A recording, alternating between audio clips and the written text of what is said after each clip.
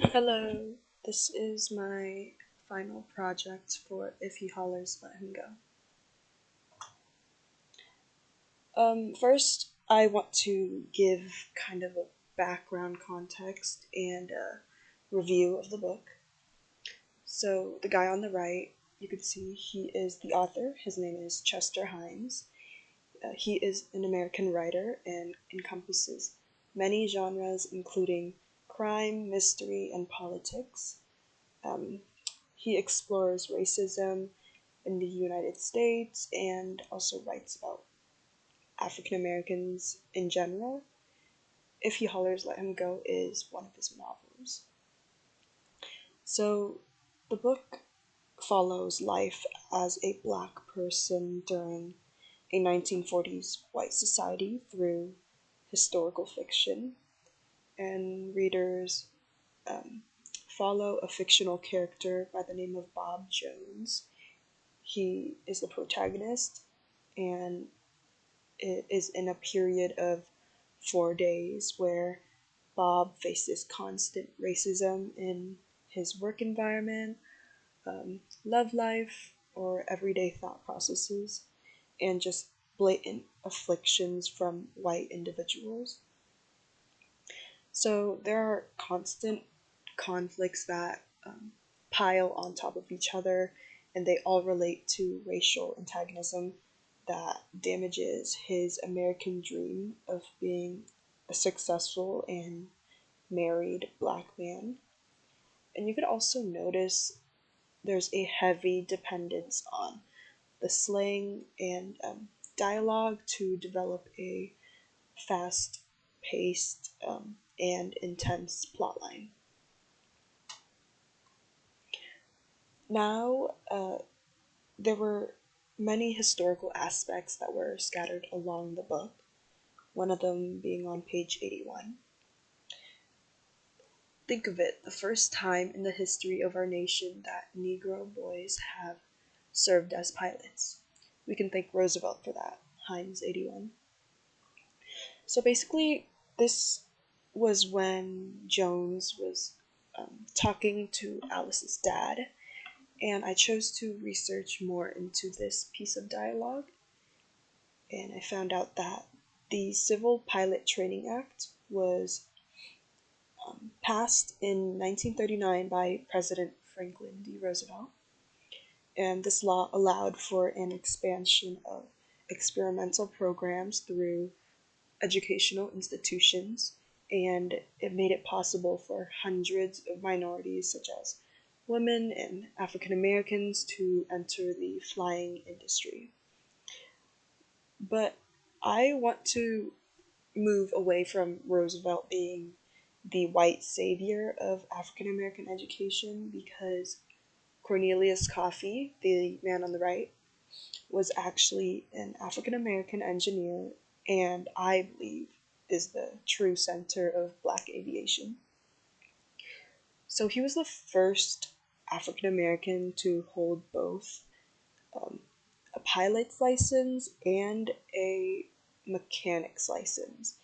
And he established the Coffey School of Aeronautics in the late 1930s, which taught about 1,500 black students that would later become airmen. And just in his lifetime, he dedicated it to educating um, and advocating for black aviation and basically just fighting racial segregation in the education field. I honestly wish I had more time to talk about Coffee because as I read more into him, he quickly became genuinely one of the most inspiring black figures of America that I now know. And he just did everything he could to promote his passion until the day he died. And just all of his accomplishments that I did not get to talk about was truly, again, inspiring. And you could really tell how much of a selfless and proud leader he was. So that legacy had not only expanded the right to an education for African Americans, but it also at the time strengthened the US Army during World War II. So, the overall analysis is that as I was reading the book, I noticed the theme of a permanent scarring against Black Americans in a white society. Throughout the plotline, every minor or major conflict arising against the protagonist had stemmed from racist social constructs. It could have been when Jones was driving, he'd get dirty looks from white passerbys, or when he went out to eat, they were almost refused service because of his color in a high class environment.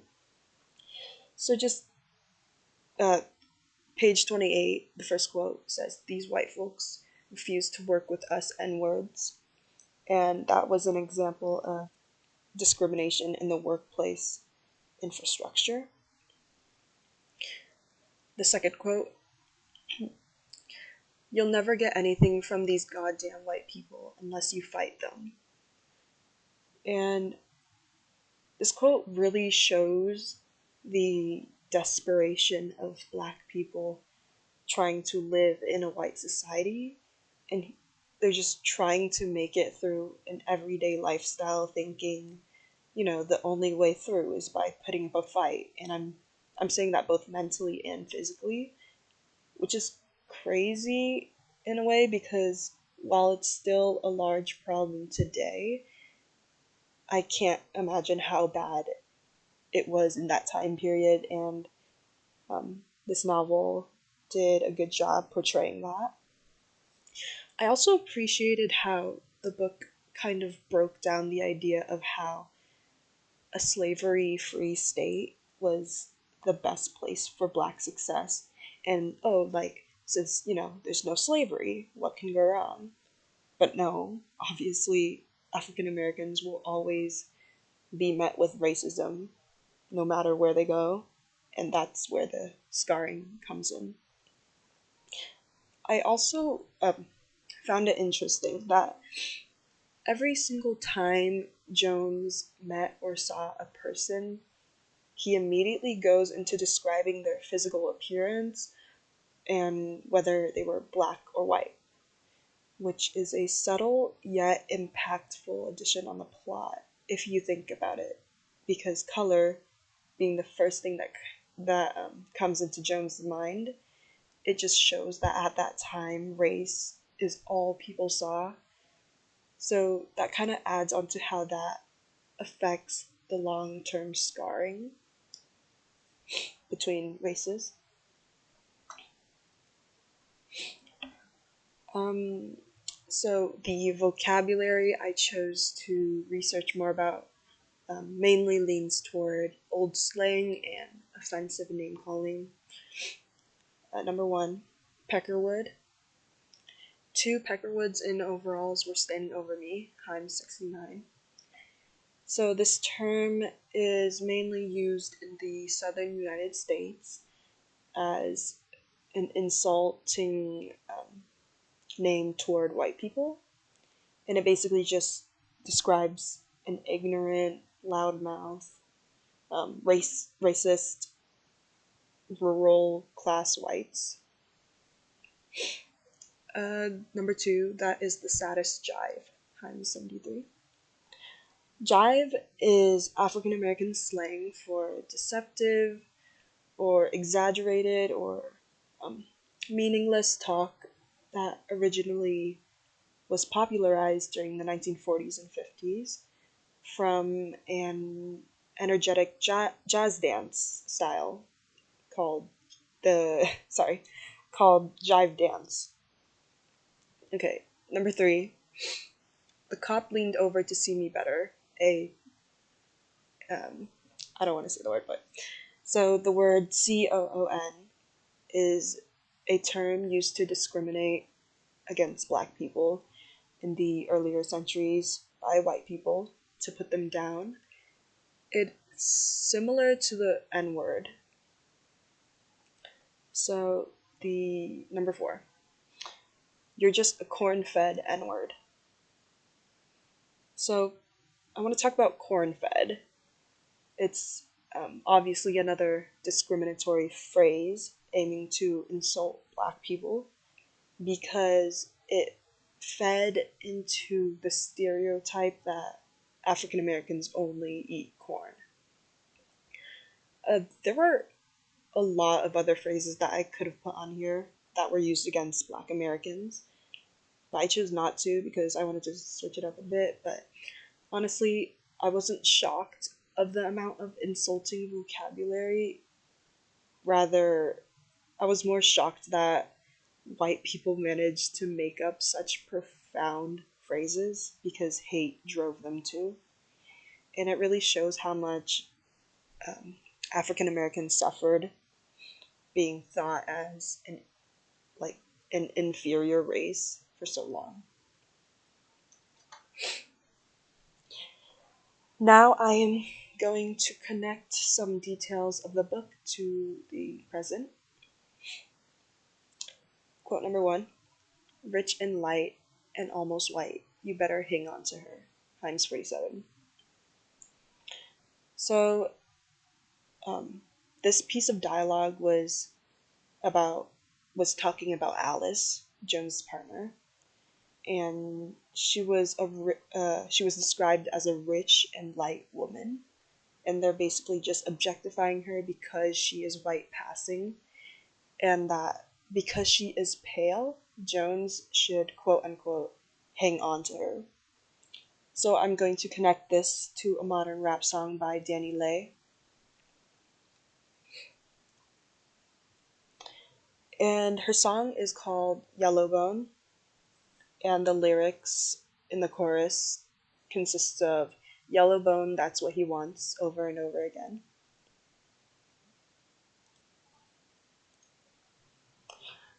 To give context, Yellowbone is a southern term for a black female with light complexion. And by saying Yellowbone, that's what he wants, the artist is feeding into that narrative that black women are only worthy of male validation if they are light skinned, which is similar to what the quote is portraying, and obviously is a damaging social construct that is still very common today.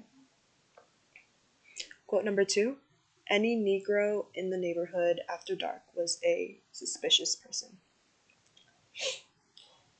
As I read this quote, I immediately thought of the murder of 17-year-old Trayvon Martin, the boy on the right.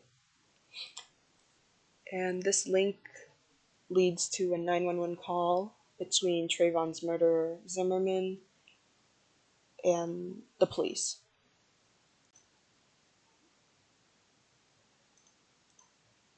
Something's wrong with him. Yeah, he's coming to check me out. He's got something in his hands. I don't know what his deal is. They always get away. Are you following him? Yeah. Okay, we don't need you to do that. Okay. Something's wrong.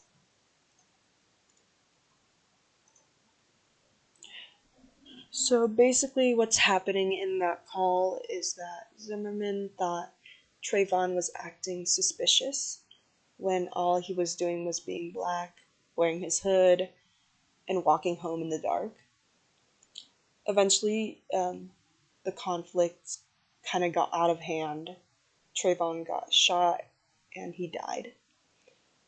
So clearly, there is a similarity between the quote and this case, where a black person is automatically racially profiled to be a suspicious person, especially when walking in the dark. And it's crazy that even after almost a century, we're still facing this problem.